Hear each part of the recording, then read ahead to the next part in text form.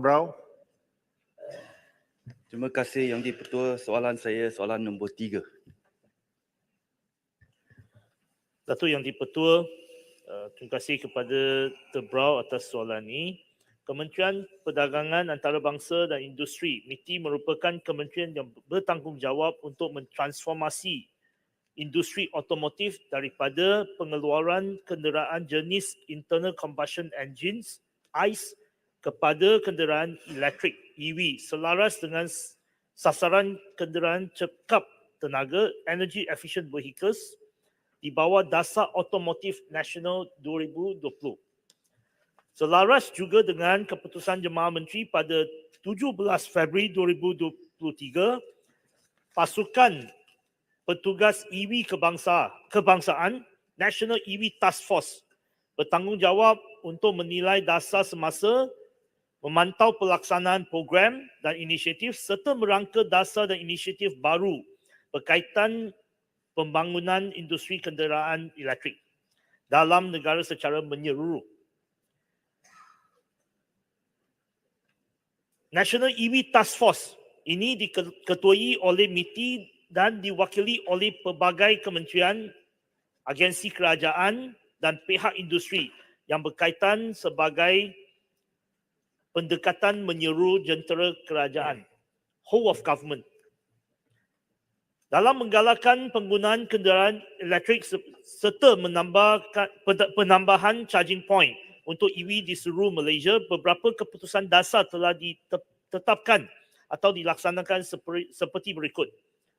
Pertama, kerajaan telah menawarkan inisiatif cukai seperti mana diumumkan di bawah Belanjawan 2022, iaitu meliputi pengecualian sepenuhnya duty import, duty excise dan duty jalan EV dan cukai jalan EV yang dipasang secara tempatan atau diimport secara CBU, serta pengecualian sepenuhnya cukai jualan bagi EV yang dipasang secara tempatan dan pelepasan cukai pendapatan individu untuk langgangan kemudahan atau pemasangan sistem pengecas EV.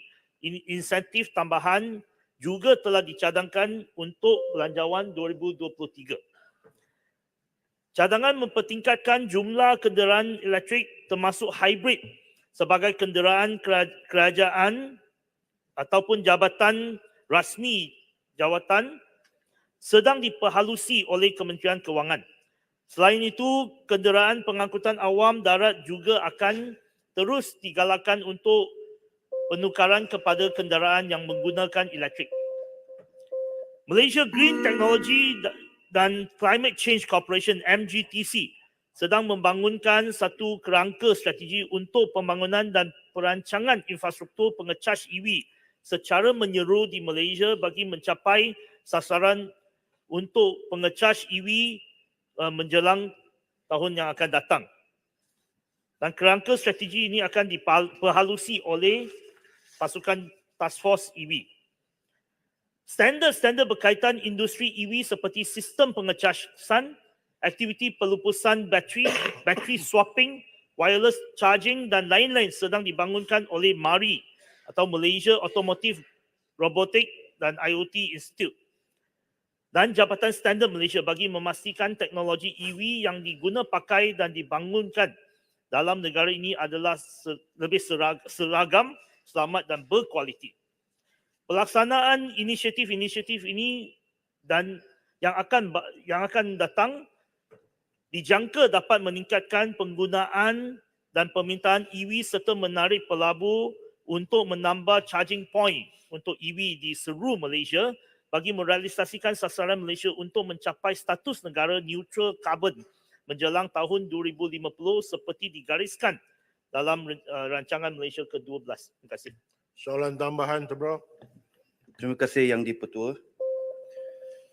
Masalah dengan industri EV adalah sebenarnya ramai yang memang minat nak beli kereta EV tetapi tak berani nak beli atau komit sebab mereka takut tak cukup EV charger. Pada masa yang sama, EV charging installer pula tidak berani atau sedia untuk komit untuk banner lebih banyak charging point sebab mereka tidak nampak ada apa-apa permintaan. ROI mereka terlalu lama, senang kata. Justru soalan tambahan saya, apa yang kerajaan mampu untuk lakukan untuk menyelesaikan masalah chicken and egg ini? Dan saya juga nak tanya kepada Menteri, tadi ada sebut cukai jalan kita adalah tax exemption, tax free sampai akhir 2025.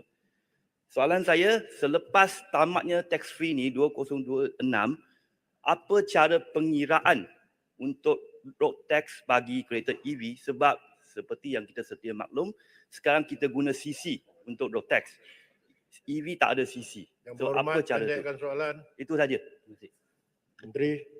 Terima kasih Ahli Parlimen Director Brown. Charging point pada yang ada di seluruh negara pada 2021 ialah 533 dan pada hujung tahun lalu jumlah ialah 902 unit charging point.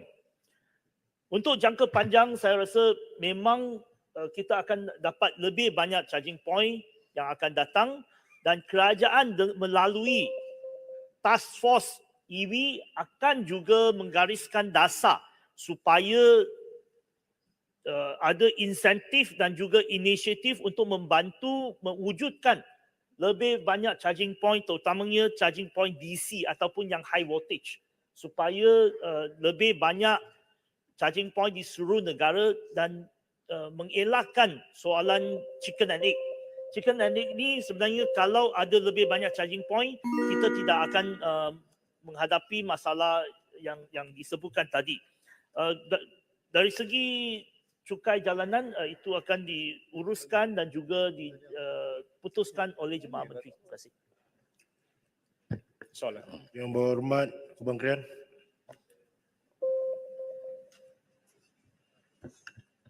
Terima kasih Tuan Ketua.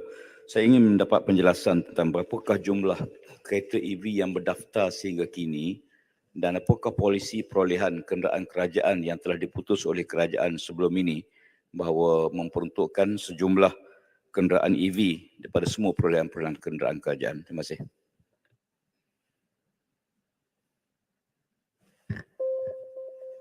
Jumlah yang sedia ada untuk EV yang sedia ada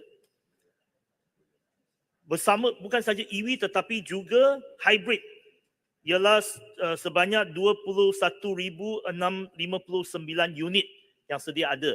Dasar yang diputuskan akan diulangi atau diumumkan semasa belanjawan. Terima kasih. Soalan tambahan.